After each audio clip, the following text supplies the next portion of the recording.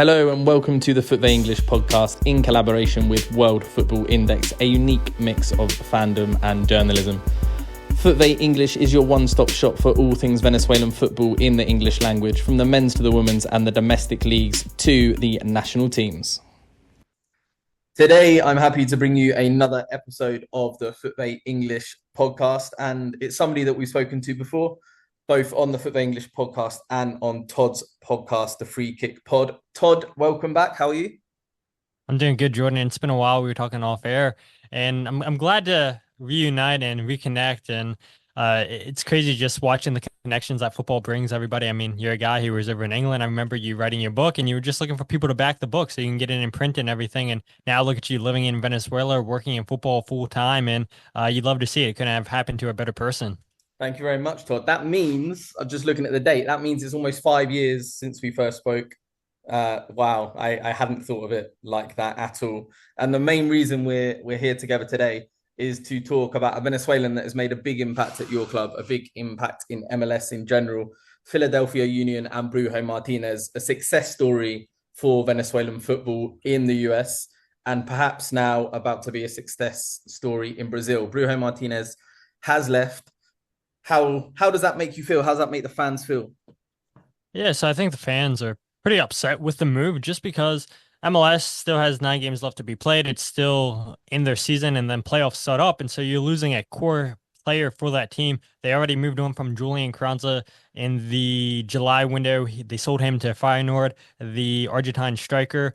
They moved on from Jose Martinez, and then most recently Damian Lowe. And so you have 2 key players that were getting into the starting 11 week in, week out, and then Damian Lowe was your backup third center back. And so the Union are really struggling right now with not really having players in to replace them. As people may not know, the transfer window is now closed in MLS, and the Union made one move. That was Danley John Jock from FC Metz, now in the League Two over in French. He was playing last year in the first division in France, but Metz got relegated, and so that was the only replacement that the Union brought in this winter. And yeah, fans are just sad to see Jose Martinez go because this guy has been up there with the Union for some of their, well, not even some of their, all their key moments. He came in 2020, and Jim Curtin tells this story, and this is one of the first moments that I think of too. And I'm sure the listeners will remember that picture of Jose Martinez's face all bloody and everything because he took a boot to the face against LAFC, and he just had blood all over his shirt. And people said, this is where the story of Jose El Brujo Martinez had started against LAFC, just that blood running down his face. And then COVID happens, and Jim Curtin showed us a story that none of us knew before Martinez was officially gone from the club, where COVID happened. Jose went back to Venezuela, and every single day he was running on the beaches down there, just getting in shape. And Jim Curtin said when he came back, it looked like a completely different player had transformed from the player that they saw prior to COVID to the player that came back after the COVID break and whatnot. So yeah, Jose Martinez is missed. And when you walk around Subaru Park, I even saw it this Sunday, just so many fans with Martinez jerseys or El Brujo jerseys. I mean, this guy was a fan favorite, and he's a player who gave his all for the club. And so I think the fan base is very, very sad to see him go. And when you look at what he did at Copa America, I think this makes sense for Jose Martinez. His value wasn't going to be higher. He had talked to Jose Nunez, who's a reporter here in Philadelphia, and said of his desires to play abroad that, he felt like he had a really good competition with Venezuela and Copa America. He knew that eyes were on him. As your listeners know, when people did team of the tournaments, Jose Martinez was in a lot of those team of the tournaments. And so his value couldn't have been any higher than what it currently was. And I'm not surprised that a club like Corinthians came in for him, but yeah, the fan base is sad to see him go. Yeah, it's completely understandable. A player that made over 100 appearances in MLS for Philadelphia Union, be it regular season, be it playoffs, be it the MLS back, where his cult status began. Maybe another aspect into the move is his age. He is 30 years old now. Not many opportunities left for a big move, as it were. Certainly not his first opportunity to have left Philadelphia Union. I know that there's been interest in prior seasons in Europe. I know Belgium was a viable option for him a couple seasons back, and Tanner wasn't keen to let him go for the money on offer there. And another aspect to the move, something fans probably aren't concerned about as well, but it has involved an agency change for Brujo Martinez as well. I noticed that. The Venezuelan agency he arrived with, AFV, that are an agency with a strong presence at Philadelphia Union over the years. He's now gone to TNC Sports, who have had their own success in MLS. You could perhaps even argue more success in MLS, with the likes of Christian Cáceres Jr., taking him to New York Red Bulls and then onto Toulouse, for example. So it's an interesting chapter in Brujo Martinez's career. Todd, what would you say was the highlight of Brujo's career at Philadelphia Union? Ooh, the highlight. So we're talking on field, off field, all of it, just all wrapped in one. I mean, there's so many moments with him. If we want to focus on the field, I think you got to look at his first goal that he scored for the club against Orlando City. He's well outside the 18-yard box, and he had tried these shots all the time, and he could come close, but to watch this ball just swerve in the air and just find the upper corner, they were like, oh my God, he finally did it. Jose Martinez finally did it. And then he'd also go on to score against FC Cincinnati with a similar style goal. And then he'd also do the same against New York City. And so it was great to see Jose Martinez finally score 3 goals in the 2023 season. And it's like, man, all those long distance shots, teams started to put more pressure on him because it really was a weapon. And we saw his defensive efforts. And I think an issue for me here, and I wish I had a vote, and the people that voted for him for like team of the season, or I should say didn't vote for him, I think people did him a disservice because from 2021 to 2023, he's arguably been the best number 6 in all MLS because of his defensive work rate. This is a guy who works tirelessly off the ball. He's going to win you, I feel like, every single tackle. I mean, the engine on this guy is unreal. And so I get it. When people look for a team of the season, everything, people tend to look at the attacking midfielders for those midfield spots, but it's a disservice to him because nobody's been close to him as good as he has been as a number 6 because of his defensive attributes. One thing that I like about Jose that I've noticed as the years have went on about his game is he's kind of like a deep lying number 6, a playmaking 6, where he can play those diagonal balls from left to right, and he has that passing range on him, which, we hadn't seen that since Harris Manunin, the Bosnian international number 6 at the Philadelphia Union. And so when Harris was leaving, the big question about him was, okay, he doesn't play defense for you, but that passing range was a real weapon for the Union when Harris was here. And so the question was, can Jose Martinez do that? And I don't know if listeners know this or not, but Jose Martinez wasn't even supposed to be the guy in Philadelphia Union. They had brought in a former Golden Boy nominee from Slovakia, Matej Orvac. He was supposed to be the guy. But Jose Martinez, given that opportunity, Jim Curtin said, he came back from that COVID break when the players had to go away in the best shape out of every single player at the club. And I think that just talks about the character of the guy. It's just he's hardworking, he's never stopping, and he quickly won over the fan base. And so that's what I think is probably the most memorable about him is the goals and that he never stops working until the whistle's blown.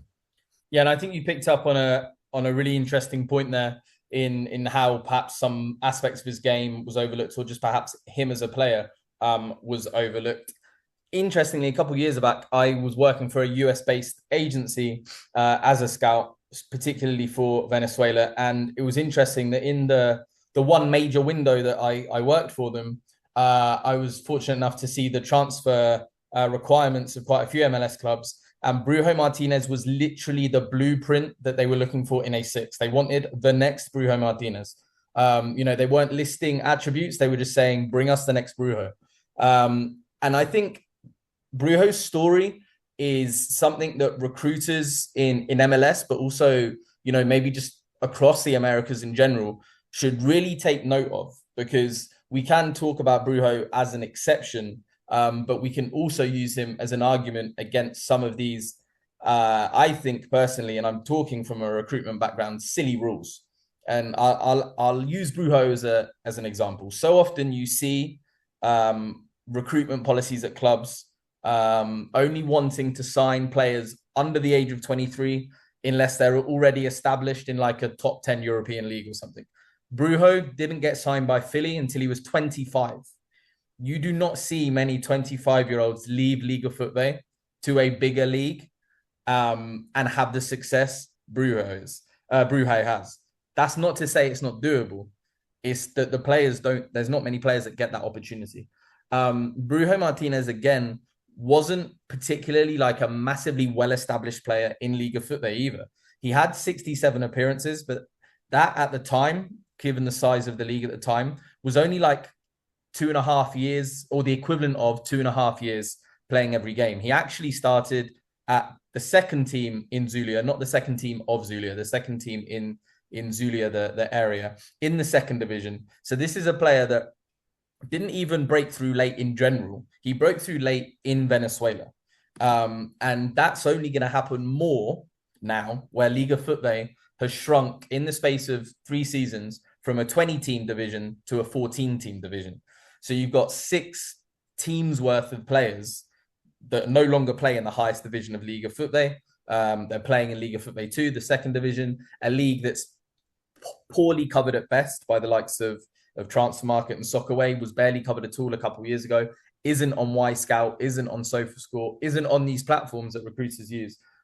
A player like Brujo, right now, maybe even a season ago, may have never got that chance at all to go and have a success in MLS.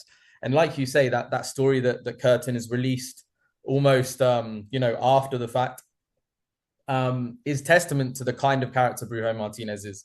And again, off the pitch, regularly coming back to Venezuela, regularly going back to Maracaibo, to Zulia, where he's from, in the off season, at Christmas, thousands, hundreds of donations for Christmas toys for kids. Really is such a likable guy. I remember some of the things, as someone that's not a big watcher of MLS, but a big follower of Venezuelan players overseas, some of the best stuff about Brujo was the things you see on social media with him, like dancing on the training ground in a boombox, like trying to work out, is this guy like liked by his players, or is he an absolute nuisance? Like, he doesn't care. He was in his own world.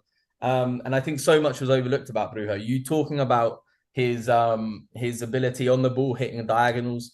I think that's something to this day that's still overlooked, or just not seen as a big part of his game, even amongst Venezuelan football fans. Some people see him as like the technically limited one in midfield, in Venezuela's midfield 3. And so many people were surprised that he managed to make that starting spot his own, not just under Batista, but also getting good time under Peckerman and before him Pesero. But it stands to point, and again, this is a success story for MLS recruitment in Venezuela, that not only did he not go to Philadelphia until the age of 25, it wasn't until 18 months after his move to MLS that he made his national team debut. So he's making his national team debut close to his 27th birthday, and he's played the vast majority of the games since. In the past 3 years, he's made 32 appearances for the senior national team. So it really is I don't want to be cliche, but it almost is like an American dream success story.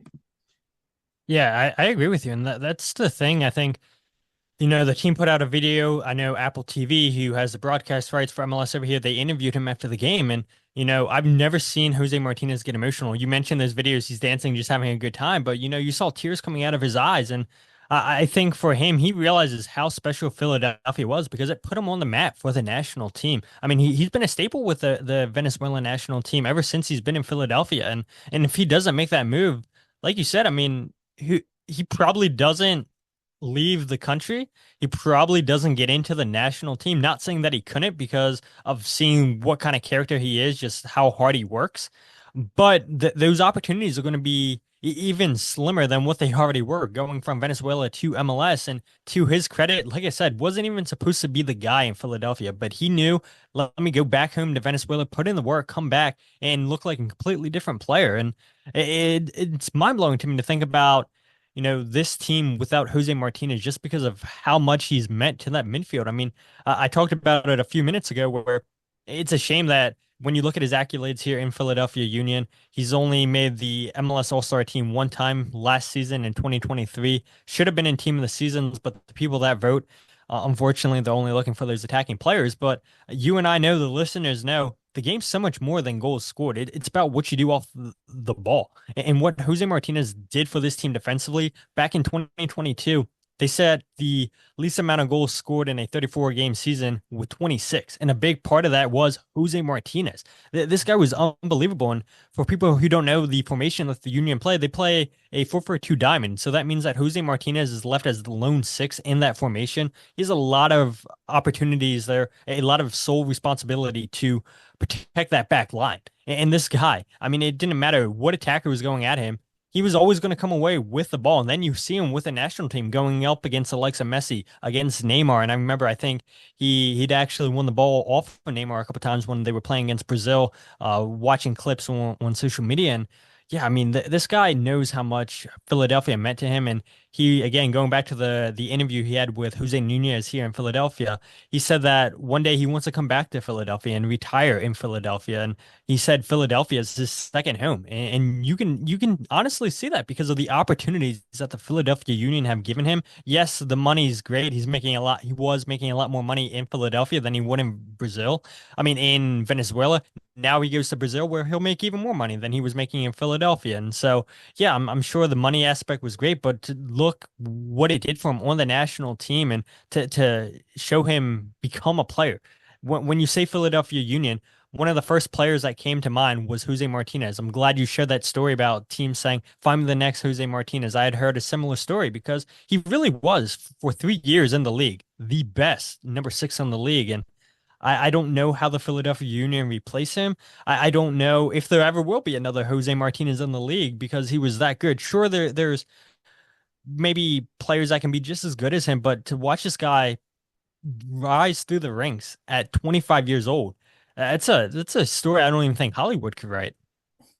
And you've almost stolen my next question by saying you don't know the answer. My next question was, how do you replace Brujo Martinez? At least in the short term, you say there's 9 games left.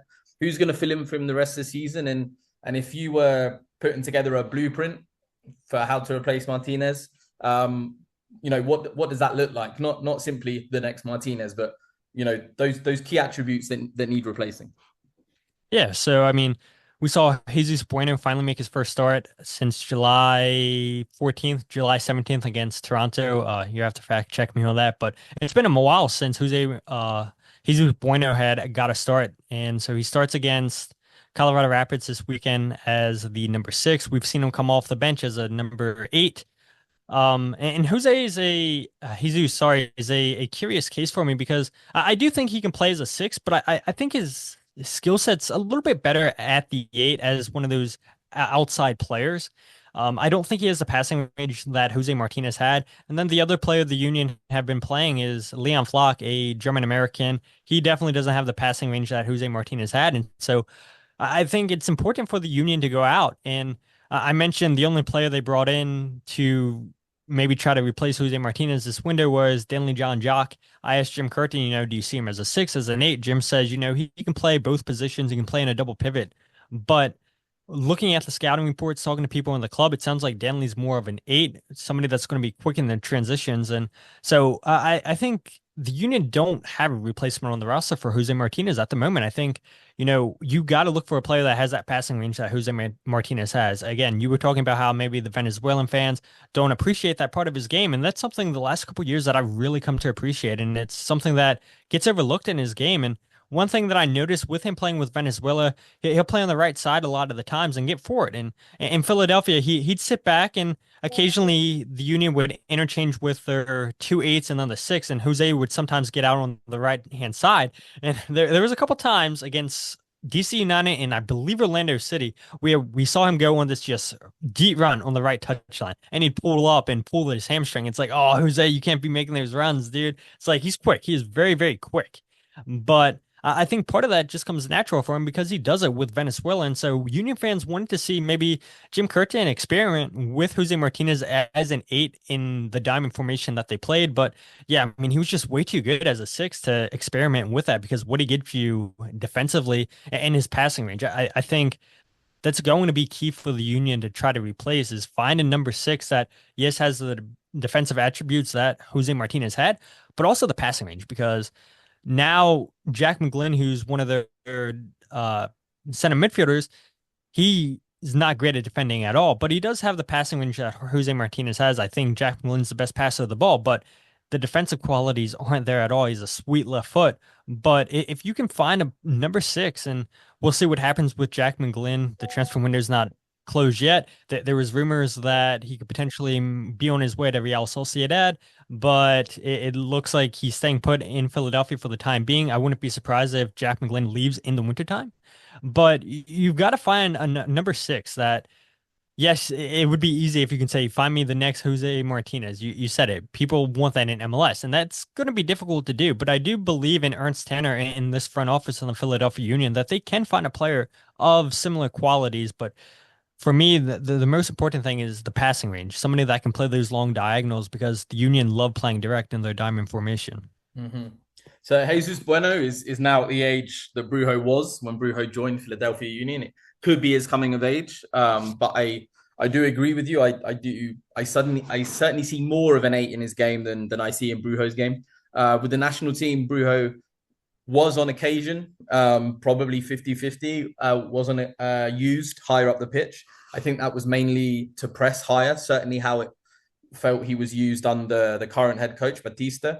I know under Pesero in the Copa America 2021, him and Cáceres were used as very wide midfielders because of their ability to get up and down the pitch. But that Copa America was strange for many reasons, mainly the fact that COVID was the narrative. A lot of players replaced at short notice. That really was a golden opportunity for Brujo that he took with both hands. It's when he made his national team debut, and there was no looking back really. Jesus Bueno, when he was back in Liga FUTVE, looked at the time to be a Venezuelan central midfielder that was going to go perhaps not to the level of Christian Cáceres and Telasco Segovia, but higher than Brujo Martinez. So to see him, don't know if stall is too strong a word, but for his career's trajectory to slow down was somewhat unexpected. I don't know if he's the answer at the base of a diamond midfield, to be perfectly honest. He's certainly not going to be a like-for-like replacement of Brujo, but I do hope for his sake, for Venezuelan football being successful in MLS. I hope for those reasons he does make a success of his MLS career. He's still under contract for another 2 years. Philadelphia have a extension option on that as well. Back to Brujo though, the early press reports on him going to Corinthians is living up to the cliche, the stereotype. He's being described as a pit bull. For any Brazilian football fans, Corinthian fans that may happen to listen to a Venezuelan podcast in English, summarize Brujo for me in a sentence or two. Yeah, I think Pitbull's the perfect description. A player that's going to go into every single tackle and not pull up. He's a player that's going to get under the opposition's skin, and I think that's great. That's what you want. You want a player like that that's going to throw an opposition player off their game, and that's exactly what you're going to get with Jose Martinez. As soon as that whistle is blown to start the game, up until the 90th minute, and when the game's over, Jose Martinez isn't going to stop running. He's not going to stop fighting for that ball, and his defensive awareness, knowing his assignments, who to track, who to shut down, fantastic with that. But there's a natural ball winner. You can look at any of the metrics you want. There's a guy who loves to go in for a tackle more times than not. He's going to come away with the ball. He's quick in transition. Look, you mentioned he's 30 years old, but it doesn't mean that, okay, yeah, he's on the wrong age of 30. I think he still has a lot left in his legs. He's a quick player too, which is maybe a little bit surprising. And I talked about, going on those runs on the right touchline and sometimes coming up and pulling his hamstring there, but he's a player that I think is always looking to go attack when the opportunity persists itself, whether it be, going on that run itself or quickly transitioning from defense to offense, getting the ball up forward. So I would say he's a natural ball winner, and he's a player that's going to quickly just transition into the attack. Perfect. And looking forward, rather than dwelling on Brujo's sad departure for you, looking forward for Philadelphia Union and their Venezuelan contingent, their Venezuelan future. You've currently got 3 players with a connection to the club. You've got on loan from Liga FUTVE, Giovanni Sequeira from Metropolitanos and Carlos Roja from La Guaira, and also Jose Riasco, whose situation is in somewhat of a limbo. Interestingly, talking to a former MLS recruitment staff member from I won't name the club, but from an established MLS club. I was speaking to him the other day. No, he's no longer in post, and he highlighted the fact that both New York Red Bulls and Philadelphia Union have European passport holding board members or directors, which allow them to physically on the ground come to Venezuela and scout players. And he thought that was a key reason in why those two MLS clubs in particular have had more sustained success with Venezuelan players. I don't know if I necessarily agree too much. It was great to hear that potentially Ernst Tanner is coming to Venezuela on a regular basis. I can't validate that information is true or not. I think equally important is the relationship that the agencies have built, and that's built on trust and time. You have AFV having many clientele at Philadelphia Union over the years, and TNC having clientele at New York Red Bulls predominantly and having success from it over the years. Both agencies also with players in the USL. So going forward, do you feel that there's a soft spot now for Venezuelans amongst the fan base of Philadelphia Union?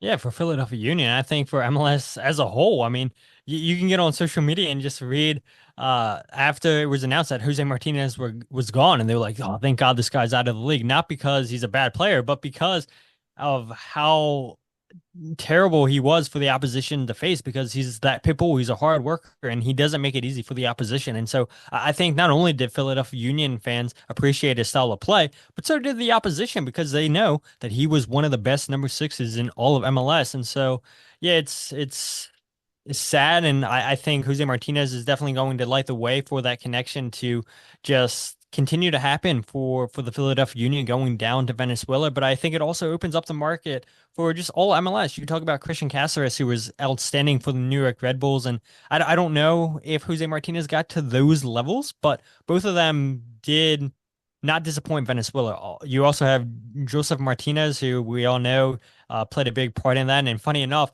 the Union actually played Pachuca with another Venezuelan playing on that team, Solomon Rondon, absolutely destroyed the Union. And so I think, and this bothered Union fans too, because if I'm not mistaken, Pachuca were able to get Rondon on a free transfer. And the Union fans were saying, why couldn't we have done this? This is exactly what we needed, a big bully up top that's going to hold up the play. But he can also score too. And we saw plenty of that in the CONCACAF Champions Cup this past season. And so I think, you know, Jose Martinez, Christian Cáceres, who the Union have come against, they've come against, like I said, Solomon. I think all of these players that the Union have seen in person is only going to help establish them to keep going back to Venezuela. And I think we're going to see more and more teams in MLS go there because of the success stories. And I really do think it's an untapped market. I still think it's untapped. Yes, we've seen success from the Philadelphia Union, bringing in multiple players there, New York Red Bulls bringing in multiple players, but I still think it's untapped. And I would argue all of South American soccer is really untapped. You see teams go all the time to Europe, and it's all people talk about. But South American soccer is just so underrated, undervalued, and you can find some real gems down there. And yes, everybody knows Brazil, everybody knows Argentina, but you get to some of these smaller countries, you're going to find some real diamond in the rough players in there. And I think Jose Martinez is one of those prime examples of what type of players are exactly down there in Venezuela and South America as a whole.